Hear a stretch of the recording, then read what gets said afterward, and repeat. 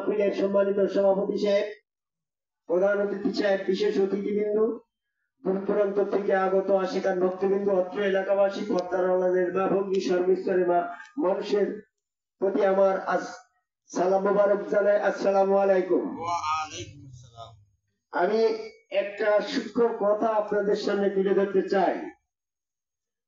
সেটা হচ্ছে, দিন ব্যবস্থাপনাকে প্রতিষ্ঠিত করতে গেলে, আমার ধর্মকে কায়েম করতে গেলে, আমার ধর্মীয় অনুশীলনগুলা বাস্তবায়ন করতে গেলে সবচেয়ে প্রয়োজনটা কোনটা, এটা আপনারা কি জানেন?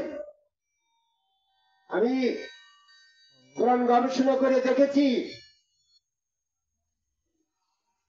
মৃত্যুর পরে আখিরাতের জিন্দেগিতে একমাত্র আল্লাহ ছাড়া কোনো বন্ধু নাই, আর মৃত্যুর পূর্বে তিনি ব্যবস্থাপনার ক্ষেত্রে রাসূল ছাড়া কোনো উপায় নাই। আপনার মসজিদ আগে দরকার না, আপনার আগে দরকার রাসূল। আপনার সমস্ত ধর্মকর্মের অনুষ্ঠানের থেকে সবচেয়ে বড় প্রয়োজন হচ্ছে আপনার জন্য একজন রাসূলের দরকার। যদি আপনার জন্য রাসূল না থাকে, তাহলে আপনার কয়েকটা জিনিসের সমস্যা হচ্ছে। রাসূল না থাকলে আপনি পবিত্র হতে পারছেন না। সূরা বাকারা 151 নম্বর আয়াতে বলছে, রাসূল তোমাকে পবিত্র করবে।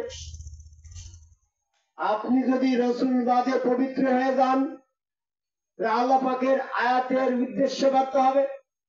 আল্লাহ যে বলল রাসূল তোমাকে পবিত্র করবে, তোমার রাসূলের দরকারই হলে না, রাসূলের কাছেও গেলে না, তুমি পবিত্র হয়ে গেলে, আল্লাহ পাকের কথাটা অহেতুক হয়ে গেল না, অনর্থক হয়ে গেল না। সাদেক সিসি ভালো করে খেয়াল করেন, কাজে আপনার রাসূলের সম্মান নাই, আপনার জন্য পবিত্র হওয়ার কোনো সুযোগ নাই।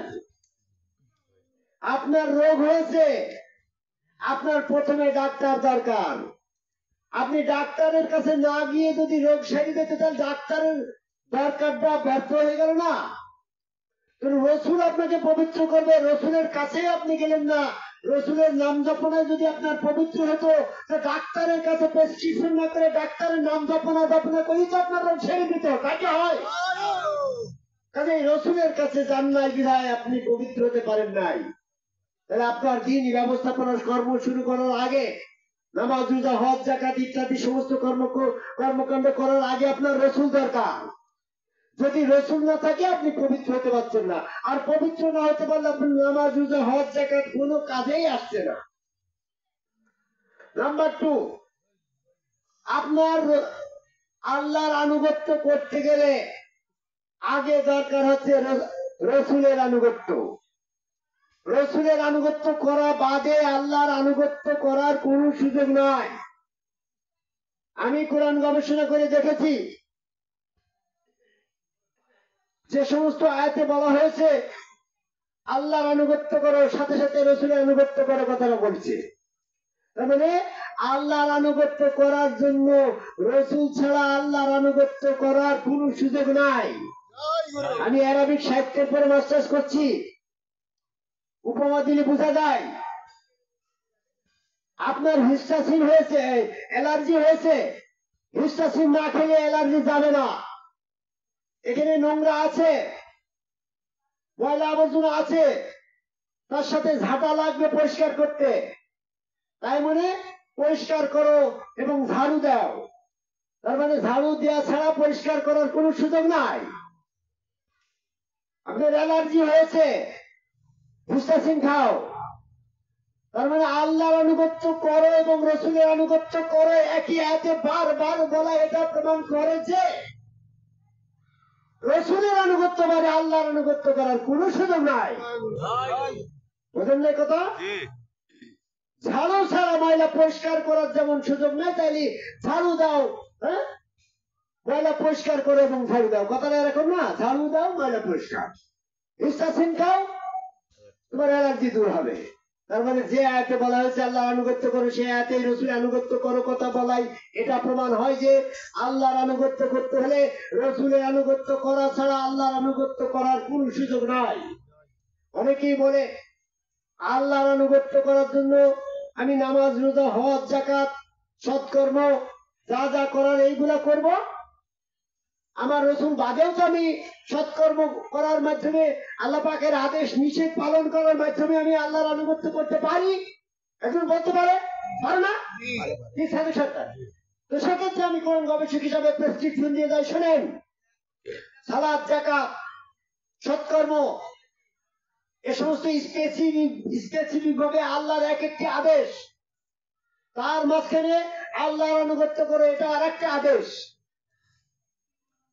তাহলে সালাত, যাকাত, রোজা, হজ ইত্যাদি এইগুলা আল্লাহর আনুগত্যের পর্যায়ে পড়ছে না।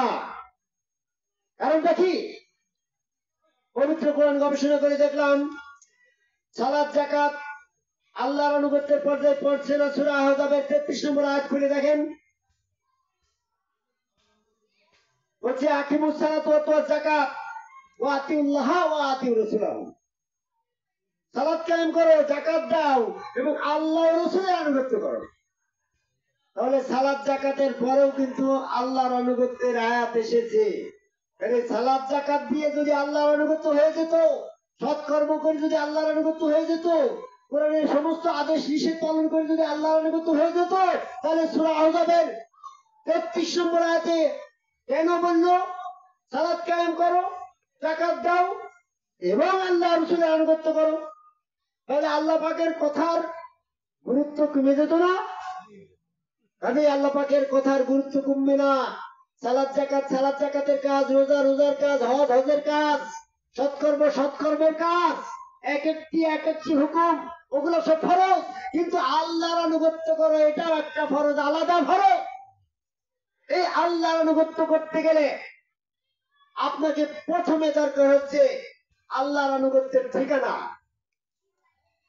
আপনি আপনার সন্তান দরকার, তাহলে আপনাকে আগে স্ত্রীর ঠিকানা নিতে হবে, বিবাহ করতে হবে। আগে স্ত্রীকে সন্তান উৎপাদনের ঠিকানা হিসাবে বিবাহ করা লাগবে। আপনি যদি বিবাহ না করেন তাহলে আপনার সন্তানের ঠিকানা পাবেন? সন্তান উৎপাদনের কোন ঠিকানা হলো? তো ঠিক আল্লাহ পাকের আনুগত্য করতে হলে আল্লাহ পাকের আনুগত্যের ঠিকানা হচ্ছে রসুল। আগে আপনার রসুল দরকার। আপনি যখন রসুল পেলেন তখন আল্লাহ পাকের আনুগত্যের ঠিকানা পেলেন। কারণ এখানে সূরা ইমরানের 31 নম্বর আয়াতে বলছে আল্লাহ পাকের আনুগত্যের ঠিকানা, আল্লাহ পাকের মহব্বতের ঠিকানা, অনুসরণের ঠিকানা হচ্ছে রসুল। আল্লাহ পাকের কাছে আপনি বায়াত হবেন, তার ঠিকানা হচ্ছে রসুল। সূরা আল ফাতিহা 10 নম্বর আয়াত। আল্লাহ পাকের কাছে আনুগত্য করবেন, তার ঠিকানা হচ্ছে রসুল। সূরা নিসার 80 নম্বর আয়াত। আপনি ঠিকানা পেলেন রসুল, তাহলে রসুলই আপনার নাই, রসুলের ঠিকানা আপনার এখনো হয় নাই। বলবেন আমার মদিনায় মুহাম্মদ সাল্লাল্লাহু আলাইহি ওয়াসাল্লাম রসুল, তো সেই রসুলের আনুগত্য আপনি কি করবেন? আপনার স্ত্রী বিদেশে, আপনি এখানে, আপনার কি সন্তান হবে? আপনার রসুল আপনার সঙ্গ ধারণ করে নাই, কাজেই আপনার আনুগত্য করার কোন সুযোগ নাই। মুহাম্মদ সাল্লাল্লাহু আলাইহি ওয়াসাল্লাম আল্লাহর রাসূল, এটা আমার কোনো দ্বিধা নেই, দ্বন্দ্ব নেই, সন্দেহ নেই। 100% তিনি আল্লাহর রাসূল ছিলেন। কিন্তু আপনার জন্য প্রয়োজন হচ্ছে আল্লাহর আনুগত্য করা, আর আল্লাহর আনুগত্য করতে তার ঠিকানা হিসেবে একজন রাসূল দরকার। মুহাম্মদ সাল্লাল্লাহু আলাইহি ওয়াসাল্লাম আপনার ঠিকানা এখন নাই, উনি তৎকালীন সময় ছিল, এখন উনার ঠিকানা নাই। আপনি ওই ঠিকানায় যদি রসুল সাব্যস্ত করে সেখানে আনুগত্য করতে যান, এটা সম্ভব নয়। আর আনুগত্যের ঠিকানা যখন রসুলকে পেলেন, তখন আনুগত্য করার প্রক্রিয়াটা জানতে হবে না? প্রক্রিয়া কি? আনুগত্যের প্রক্রিয়া কি? আল্লাহর আনুগত্যের প্রক্রিয়া কি? প্রক্রিয়া মানে বোঝেন তো, প্রসেস, উপায়। যেমন আপনার স্ত্রীর সন্তানের ঠিকানা। কিন্তু সন্তান পেতে হলে কোন প্রক্রিয়ায় স্ত্রীর কাছে গেলে সন্তান হবে? একটা প্রক্রিয়া সেখানে থাকা লাগবে না? আপনি স্ত্রীর নাম জপনা করবেন, বিদেশে আপনার স্ত্রী আছে, আপনার সন্তান হবে না। আপনি গভীর ভালোবাসায় ফুল দিয়ে পূজা করবেন, আপনার সন্তান হবে না। আপনি স্ত্রীর সাথে মোলাকাত করবেন, সন্তান হবে না। স্ত্রীর সাথে যেদিন আপনি সন্তান নেওয়ার প্রক্রিয়া করবেন, তখন আপনার সন্তান হবে। তো ঠিক আপনার রসুলের সাথে যতই মহব্বত করেন, নাম জপনা করেন, তাতে আপনার আল্লাহর আনুগত্য করার প্রক্রিয়া জানেন না, বিদায় সেখানে হচ্ছে না। আল্লাহর আনুগত্য করার জন্য তো আপনার রসুলকে ঠিকানা করা হয়েছে। ওই জায়গায় যে যদি আপনার আল্লাহর আনুগত্য করার যে প্রক্রিয়া প্রসেসিং ছিল, সেটা যদি আপনার পক্ষে অসমাপ্ত থেকে যায়, তাহলে আল্লাহর আনুগত্য আপনার দ্বারা হইল না। আমি কোরআন গবেষণা করে দেখলাম, সূরা হজের ৭৭ নম্বর আয়াত করে দেখেন, তুমি সেজদা করো, রুকু করো, সেজদা করো এবং আল্লাহর ইবাদত করো। তাহলে কিন্তু ইবাদত এবং সেজদাকে সেপারেট করা হয়েছে। ঠিক তদ্রুপ ভাবে এই সেজদা এবং রুকু এটা ইবাদতের পর্যায়ে পড়ছে না, এইটা কিন্তু আনুগত্যের একটা প্রক্রিয়া। আপনি চেয়ারম্যান সাহেবকে আনুগত্য করবেন, উনি আসলে ওনাকে চেয়ার দিতে হবে। চেয়ারম্যান সাহেবের আনুগত্যের প্রক্রিয়া হচ্ছে তাকে যথার্থ সম্মানমূলক চেয়ার দেওয়া। আপনার প্রধান শিক্ষক এসেছেন, আপনি তার ছাত্র, আপনার তাকে যথার্থ সম্মান দেওয়ার প্রক্রিয়া হচ্ছে আসসালামু আলাইকুম বলা। তাহলে প্রত্যেকটা কাজের একটা প্রক্রিয়া আছে না? তো আনুগত্য, আল্লাহ পাকের আনুগত্যের প্রক্রিয়া হচ্ছে সেজদা। যখন আপনি আল্লাহ পাকের আনুগত্য করার জন্য সেখানে সেজদা করবেন, তাহলে আপনার আনুগত্য করা পূর্ণ হলে এটা প্রমাণ হবে।